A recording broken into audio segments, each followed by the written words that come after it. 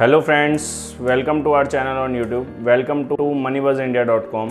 Please subscribe to the channel, like and share with your friend if you are liking our content.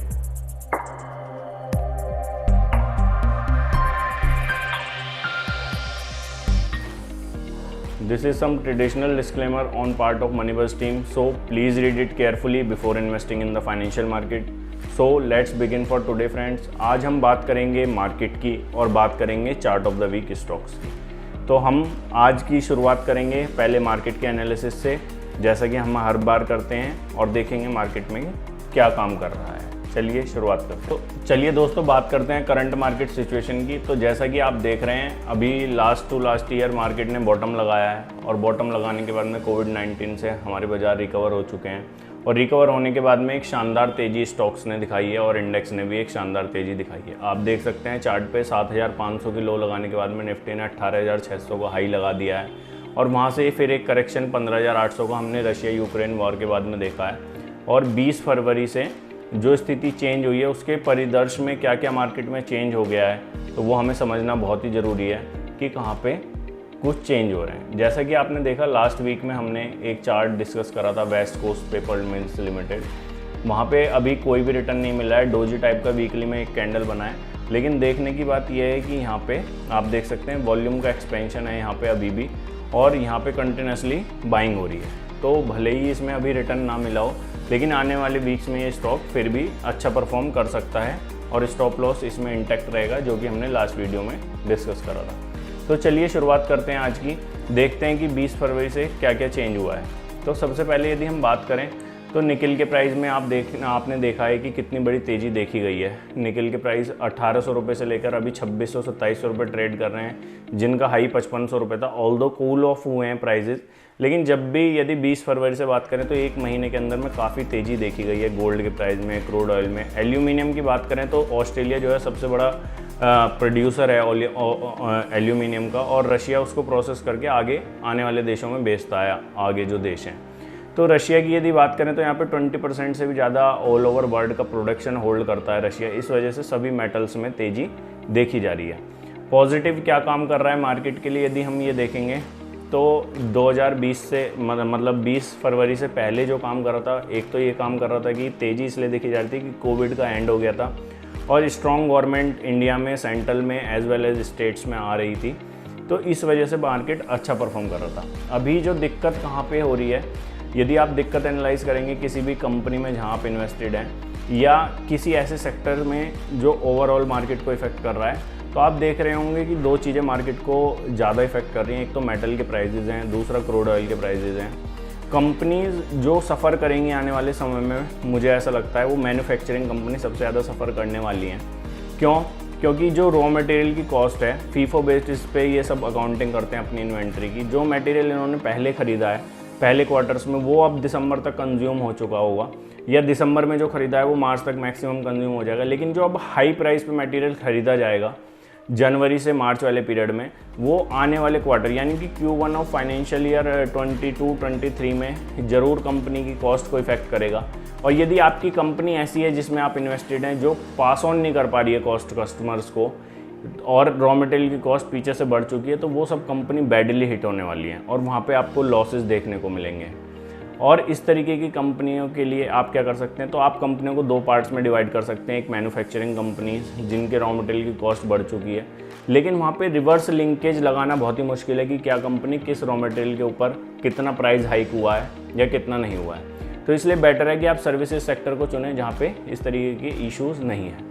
तो मुझे लगता है कि आने वाले क्वार्टर्स यानी कि Q1 के जब रिज़ल्ट आएंगे, हम देखेंगे अप्रैल के बाद में, अप्रैल मई जून यानी कि जुलाई अगस्त में जब रिज़ल्ट आएंगे, तो आप देखेंगे बहुत सारी कंपनीज लॉस कोट करेंगी वहाँ पे, और फिर उनके शेयर प्राइस में करेक्शन देखी जाएगी। तो अगस्त तक का टाइम काफ़ी टर्बुलेंस वाला रह सकता है मार्केट में, और जो सेक्टर अच्छा परफॉर्म कर सकते हैं वो हो सकते हैं IT, banking, insurance, brokerage firm, इस तरीके के सेक्टर अच्छा परफॉर्म कर सकते हैं। आप देख सकते हैं निफ्टी IT का चार्ट। निफ्टी IT में फिर से परफॉर्मेंस देखने को मिल रही है हमें कई वीक से, और 3-4 वीक में निफ्टी IT ने काफ़ी अच्छा परफॉर्म करा है। यदि एक और चार्ट की बात करें, टाटा एलेक्सी जो कि निफ्टी IT का ही शेयर है, तो आप देख सकते हैं कि कैसे ये 800 और 1400 रुपये के लेवल में जो शेयर लिया गया था और रिकमेंड करा गया था ग्रुप पर भी, तो वो शेयर अभी 8,400 के करीब ट्रेड कर रहा है। आप देख पाएंगे कि किस तरह से 8,000 रुपये तक के लेवल इसने दिखाए, फिर 6,000 रुपये तक के, और अभी 3-4 वीक में इतनी तेज़ी इसमें बनी है कि सारे पिछले लेवल्स टूट चुके हैं टाटा एल्क्सी में, और 8,438 रुपये पे ये शेयर ट्रेड कर रहा है। तो कोई ना कोई वहाँ पे बाइंग कर रहा है और इस लेवल पे भी लेने के लिए कंफर्टेबल है, क्योंकि आने वाले मार्केट में उसको शेयर नहीं मिल पा रहे हैं उस तरीके के वैल्यूएशन पे, अट्रैक्टिव वैल्यूएशन पे, या जहाँ पे वो कंपनी की परफॉर्मेंस उसको इंटैक्ट रह पाए। तो यदि FII भी अभी बायर्स क्रिएट हो जाते हैं आने वाले समय में, तो इन शेयरों में और तेज़ी आपको देखने के लिए मिल सकती है। तो ये आप बताएंगे कि मार्केट ने 7,500 से 18,600 और फिर 18,600 से केवल 2,000 पॉइंट का करेक्शन लिया है मार्केट ने, यदि आप देखेंगे अभी। तो ऐसा मार्केट में क्या काम कर रहा है कि FII की इतनी सेलिंग के बाद भी मार्केट नीचे नहीं जा पा रहा है और एक लेवल पे अपने को सस्टेन कर रहा है और ऊपर जाने की कोशिश दोबारा कर रहा है। तो इन रीज़न के लिए आप क्या समझते हैं मार्केट में, वो हमें कमेंट सेक्शन में आप बता सकते हैं अपने व्यूज़ कि ऐसा क्या मार्केट में काम कर रहा है कि इतनी निगेटिविटी होने के बाद में, मेटल प्राइस में इतने हाइक होने के बाद में, वार होने के बाद में भी हम नीचे नहीं जा रहे हैं। चलिए देखते हैं आगे। और अभी आज हम डिस्कस करेंगे 6,000 में से ऐसे कुछ चार्ट जो बढ़िया लग रहे हैं आने वाले वीक्स के लिए, और हमें लगता है कि आने वाले वीक्स में अच्छा परफॉर्मेंस आपके लिए दे सकते हैं। तो आप देख सकते हैं 18 अगस्त 2020 का ये मैसेज है, जहाँ पे GMDC हमने डिस्कस करा था 48 रुपये के लेवल से स्टॉक अभी जो टारगेट हमने 2 साल में 121 के दिए थे, अभी अगस्त आया नहीं है, उससे पहले टारगेट ये पूरे हो चुके हैं। और आज हम ये चार्ट भी डिस्कस करेंगे, इसलिए हम मैसेज दिखा रहे हैं अपना। तो चलिए शुरुआत करते हैं चार्ट्स की। हम ट्रेडिंग व्यू पर आ चुके हैं। तो सबसे पहले हम चार्ट डिस्कस करते हैं GMDC का। देखिए यहाँ पे कहीं पे रिकमेंड करा गया था ये 40 रुपये के आसपास स्टॉक, यहाँ पे जब इसमें ब्रेकआउट हो रहा था, यहाँ पे बिल्कुल नीचे के लेवल पे, ये देखिए 48 रुपये के आसपास रिकमेंड करा हुआ स्टॉक है ये। 30 रुपये के SL से 181 के टारगेट के लिए, और इसके टारगेट अभी पूरे हो चुके हैं। यदि आप देखेंगे यहाँ पे तो 189 चल रहा है। लेकिन अभी इस चार्ट को डिस्कस करने का उद्देश्य ये है कि यहाँ पे जो वॉल्यूम की एक्टिविटी है वो टारगेट पूरे होने से ज़्यादा इम्पॉर्टेंट है, और आने वाले वीक्स में या आने वाले मंथ्स में और ज़्यादा परफॉर्मेंस इस स्टॉक में देखने के लिए मिल सकती है। तो इसको अभी एग्जिट नहीं करना है, होल्ड करके रखना है यदि आपके पास ऑलरेडी पोजीशन बनी हुई है, क्योंकि इतनी तेज़ी के बाद भी इस तरीके के वॉल्यूम्स दिखना चार्ट पर नॉर्मल नहीं होता है। और यहाँ से एक चार्ट बढ़िया ब्रेकआउट दे रहा है, 2017 2014 सभी लेवल्स इस पर टूटते हुए दिख रहे हैं। तो यदि आप ऑलरेडी पोजीशंस में हैं यहाँ पे, तो आप इसमें बने रह सकते हैं और टारगेट कर सकते हैं 320 रुपये के लेवल के लिए, यानी कि 40 रुपये का जो आपका स्टॉक खरीदा हुआ है, एक दिन 320 रुपये 2-2.5 साल में आपको देखने के लिए मिल सकता है। अभी 2 साल आपको इन्वेस्ट करे हुए हैं इसमें, और 180 रुपये के लेवल ही आपको दिखा रहा है आज की डेट में। अभी न्यू इन्वेस्टमेंट के लिए हम इसको क्यों अवॉइड करना चाह रहे हैं, क्योंकि इसमें शार्प अप मूव 3 महीने में देखा गया है और स्टॉक 77 रुपये से 180 रुपये आया है। तो यदि आप नई एंट्री के लिए यहाँ पे कहीं ट्राई करेंगे तो नीचे स्टॉक आ सकता है थोड़ा बहुत, और यदि आता है यहाँ पे कहीं नीचे 138 के आसपास, तो फिर से दोबारा से नई तेज़ी इसमें बनेगी। तो अभी आप नया इन्वेस्टमेंट इस लेवल पे करेंगे तो ड्रॉ डाउन आपको देखने के लिए यहाँ पे मिल सकता है। ऑल्दो कंपनी के फाइनेंशियल बहुत अच्छे हैं, अच्छे से कंपनी काम कर रही है, चार्ट पर भी ये दिख रहा है, और आने वाले वीक्स में भी इसमें अच्छी परफॉर्मेंस देखी जा सकती है। एक और चार्ट जो हमने अर्लियर पहले भी डिस्कस करा हुआ है अपनी वीडियो में, ये पहले के ऑलरेडी रिकमेंडेड चार्ट हैं, ये कोई चार्ट ऑफ द वीक नहीं है, बस इनको रिकैप के लिए इसलिए लिया गया है कि इसमें पीछे डाउन साइड मूव देखे गए थे, बहुत सारे इन्वेस्टर इसमें से बाहर हो गए होंगे, तो उन्हें बताने के लिए कि देखिए आप नीचे में जहां एग्जिट हुए थे उसके बाद स्टॉक दोबारा से ऊपर आ चुका है, और अब उन्हीं लेवल्स पे ट्रेड कर रहा है जहां पे उसको रिकमेंड किया गया था या बताया गया था कि ब्रेकआउट आ रहा है। और नव भारत वेंचर भी एक ऐसी कंपनी है जो बैकवर्ड इंटीग्रेटेड है और सब काम खुद से कर रही है। तो यहाँ पे एक दोबारा से ब्रेकआउट देने की तैयारी स्टॉक कर रहा है वॉल्यूम के साथ में, और इसके लेवल इंटेक्टेड हैं अभी हमारे टारगेट 230 या उससे ऊपर के जो भी वीडियो में रिकमेंड करे गए थे उन टारगेट के लिए पोजीशन ऑन है। एक और शेयर जो अग्रवाल इंडस्ट्री हमने 400 रुपये के आसपास रिकमेंड करा था, उसमें भी बढ़िया मोमेंटम देखा जा रहा है और 600 रुपये करीब स्टॉक आ चुका है, और आने वाले वीक्स में और अच्छा परफॉर्मेंस 800, 1000 रुपये, 1200 रुपये तक के टारगेट आपको दिखा सकता है। एक और स्टॉक NMDC आप देख सकते हैं हमारी लिस्ट का, ये काफ़ी पुराना स्टॉक है, ऑल्दो इसने काफ़ी दिनों से कोई परफॉर्मेंस नहीं दी है। मैं दिखा देता हूँ आपको,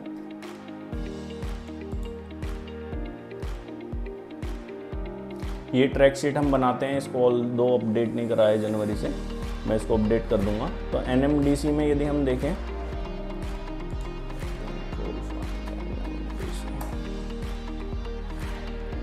NMDC को 2 मई 2021 को रिकमेंड करा गया था 155 रुपये के भाव पे, जो कि टारगेट इसका 200 रुपये करीब था। लेकिन अभी क्या हुआ है चार्ट में हम देख लेते हैं। देखिए NMDC में यहाँ कहीं रिकमेंडेशन दी गई थी, उसके बाद ये स्टॉक 200 कुछ के टारगेट लगा करके एक बार टारगेट पूरे कर चुका है और उसके बाद में ये नीचे आ चुका है। यहाँ कहीं रिकमेंड करा गया था इसको जब ये ब्रेकआउट दे रहा था, और उसके बाद में इसने मई में ऊपर के हाइज लगा करके 200 रुपये का टारगेट था, जैसे कि 213 के हाइज लगा करके नीचे आ चुका है। लेकिन अब ये चार्ट जो है दोबारा से कंसोलिडेट होकर ऊपर जाने की तैयारी कर रहा है और इसने एक बॉटम बना लिया है। यदि आप चार्ट को जूम करके देखेंगे तो आप देख पाएंगे कि यहाँ पे एक बढ़िया पैटर्न बना है। 135 रुपये के स्टॉप लॉस से आप इस चार्ट को लॉन्ग कर सकते हैं। तो NMDC है इस वीक का chart of the week stock, जो हमें लगता है कि आने वाले वीक में बढ़िया परफॉर्मेंस देख सकता है और यहाँ से सपोर्ट इसने बना लिया है। यदि आप इसके फाइनेंशियल चेक करेंगे कंपनी के, तो फाइनेंशियल के लिए आप स्क्रीनर का यूज़ कर सकते हैं और NMDC के फाइनेंशियल यहाँ पे आप जा करके चेक कर सकते हैं। आप देख लीजिए, मैंने एक खोल रखे हैं NMDC की फाइनेंशियल। 46,000 करोड़ रुपए के आसपास की ये कंपनी है और अभी 10,000 करोड़ रुपए का प्रॉफिट है। तो इस तरीके के वैल्यूएशन पे कंपनी ट्रेड कर रही है, काफ़ी अंडर वैल्यूड है स्टॉक ये। और रिजर्व सरप्लस आप देखेंगे 35,000 करोड़ के हैं और बोरिंग कंपनी ने लगभग सितंबर तक ख़त्म कर दी अपनी 155 करोड़ रुपए की यहाँ पे बोरिंग है। तो हमें लगता है कि NMDC एक अच्छा स्टॉक हो सकता है। ऑल्दो मैं भी बहुत सारी यूट्यूब वीडियो देखता रहता हूँ, तो वहाँ पे अभी मैंने देखा है कि EIH होटल्स करके रिकमेंड करा गया है एक चार्ट, तो आप देख सकते हैं यहाँ पे ब्रेकआउट है। लेकिन यदि आप सेक्टर्स देखेंगे जिनको आपको अवॉइड करना चाहिए कैपिटल वाइप आउट के लिए, जैसा मुझे लगता है, तो उन 4 सेक्टर में ये होटल्स का सेक्टर भी है। आप हमारी वेबसाइट पर जा करके पढ़ सकते हैं कि किस तरीके के सेक्टर ने कभी भी पैसा पास्ट में नहीं बनाया। तो इस तरीके के सेक्टर को आप अवॉइड कर सकते हैं। और इस कंपनी के रियली बैकग्राउंड में यदि आप जाएंगे, इस स्क्रीनर पे फाइनेंशियल चेक करेंगे, तो आप पाएंगे कि एक्चुअल में कंपनी लॉस पर ट्रेड कर रही है। तो जहाँ पे कंपनी लॉस पे और ऑलरेडी चार्ट ब्रेकआउट दे रहा है, तो वहाँ पे आपको अवॉइड करना चाहिए, क्योंकि प्राइस एक्शन आपको फंसा सकता है। लेकिन कंपनी के फाइनेंशियल और कंपनी के चार्ट जहाँ पे मैच कर रहे हो, तो वहाँ पे एक बढ़िया अपॉर्चुनिटी बनती है। यहाँ पे लो रिस्क ट्रेड आप ले सकते हैं। तो NMDC एक अच्छी बैट हो सकती है। यदि आप एक स्विंग ट्रेडर हैं तो यहाँ पे आप ध्यान बना सकते हैं जिंदल स्टील एंड पावर में। ये भी एक अच्छा ब्रेकआउट दे रहा है चार्ट वीकली और मंथली पे, और ये भी एक अच्छी परफॉर्मेंस आने वाले वीक्स में आपको दिखा सकता है। एक और चार्ट जो हमें बढ़िया लग रहा है और यहाँ पे बहुत ही बढ़िया पैटर्न बना है हेड एंड शोल्डर का। ऑल्दो इसे नेक्स्ट वीक की वीडियो में हम कवर करने वाले थे, लेकिन इस वीक की वीडियो में हमने कवर करा इसको। और ये है chart of the week second, यानी कि फर्स्ट है NMDC, सेकंड है डेल्टा कॉर्प। तो डेल्टा कॉर्प के फाइनेंशियल भी जिस तरीके के हैं और कंपनी सर्विसेज सेक्टर में, और कंपनी में जो इसके चार्ट पे जो पैटर्न बना है मंथली के चार्ट पे, अंडर फॉर्मेशन 2018 से ये पैटर्न था और अब ब्रेकआउट आ रहा है इसका। तो हमें लगता है कि ये स्टॉक 320 रुपये से अभी 500 रुपये तक के लेवल आपको दिखा सकता है। और यदि स्टॉप लॉस की बात करें तो ये जो एक बहुत बढ़िया बेस स्टॉक ने बनाया 242 रुपये करीब का, यहाँ पे आप अपना स्टॉप लॉस इसमें लगा सकते हैं। यदि आप फ्यूचर ऑप्शन या किसी और F&O के ऑप्शन के थ्रू ट्रेड करना चाहते हैं तो आप यहाँ पर टाटा पावर को भी फोकस कर सकते हैं। टाटा पावर भी यहाँ से कभी भी ब्रेकआउट दे सकता है। ऑल्दो ये भी रिकमेंड करा हुआ स्टॉक है 140 रुपये का मंथली के चार्ट पे जब इसका ब्रेकआउट आया था, और उसके बाद में स्टॉक ने बढ़िया परफॉर्मेंस यहाँ पे दिखाई है। आप देख सकते हैं यहाँ पे जब ये ब्रेकआउट आया था, जब इसको कैच करा गया था, और वहाँ से अभी स्टॉक ये ऊपर जाने के बाद में कंसोलिडेट हो रहा है और ये फ्लैग पैटर्न बना रहा है, बुलिश फ्लैग पैटर्न। जैसे ही इसका ब्रेकआउट आएगा तो यहाँ से मंथली में ब्रेकआउट आ जाएगा और ऊपर के लेवल्स आपको देखने के लिए मिलेंगे 300 और 300 से भी ऊपर के। तो यदि आप एक ट्रेडर हैं तो यहाँ पे आपका फोकस होना चाहिए टाटा पावर पर। टाटा पावर का चार्ट आपको आने वाले वीक्स में यदि यहाँ पे कुछ स्पाइक मार्केट में मिलता है, तो यहाँ से यदि ब्रेकआउट देता है या कुछ बुलिश कैंडल यहाँ पे बनती हुई दिखती है, तो आप इसको फर्दर क्वांटिटी ऐड कर सकते हैं या ट्रेडिंग का पोजीशन बना सकते हैं। एक और स्टॉक जो ब्रेकआउट दे रहा है वो है अदानी पावर लिमिटेड। ये भी काफ़ी पुराना 2010 का ब्रेकआउट दे रहा है और बहुत ही अच्छे सेटअप पे ट्रेड कर रहा है। बस इस चार्ट में एक ही दिक्कत है, जो मतलब इस कंपनी में मुझे इन्वेस्ट करते हुए लग रही है, कि अदानी पावर एक बहुत ही हाईली वैल्यूड कंपनी है। यदि आप स्क्रीनर पर जाके देखेंगे तो आप इस बात को समझ पाएंगे कि अदानी पावर में क्या चल रहा है। देखिए, अदानी पावर का अभी टोटल मार्केट कैपिटलाइजेशन 55,000 करोड़ रुपए है। यदि आप प्रॉफिट्स देखेंगे तो 280 करोड़ रुपए TTM है और 1200 करोड़ रुपए, और उससे पहले लॉस है। तो यानी कि आप यदि 500 करोड़ रुपए के वैल्यूएशन में मांगते हैं, मतलब प्रॉफिट मांगते हैं, और अदानी पावर के मार्केट कैपिटलाइजेशन से उसको डिवाइड, मार्केट कैपिटलाइजेशन बटे प्रॉफिट करते हैं, तो आप देखेंगे कितने साल लग जाएंगे आपको उसको बीट करने के लिए। और एक स्टॉक NMDC है, वहाँ पे भी आप यदि डिवाइड करते हैं तो दोनों की अपॉर्चुनिटी और उसको एनालाइज कर सकते हैं आपकी किस तरीके से कहाँ पे आपका रिस्क कम है और कहाँ पे आपको बैट करना चाहिए। Hope you enjoy the video. Thanks for watching us. Thank you.